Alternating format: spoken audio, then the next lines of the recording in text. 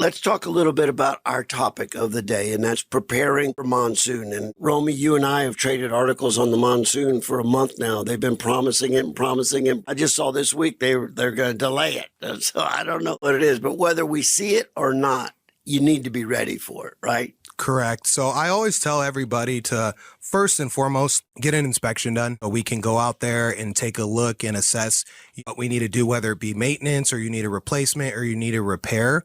But also too, you can see for your own eyes. So if you're outside and you look up and you see a shingle missing or a tile missing, or you just see something that doesn't look right, that's a great time to just give a call so we can make sure we take care of you before the storm. Because a lot of the times the problem is people wait and then a storm happens and then you have the leaks that come inside the house. So then you have the drywall damage. You got to replace insulation. The flooring might possibly get damaged. And so just being proactive instead of reactive.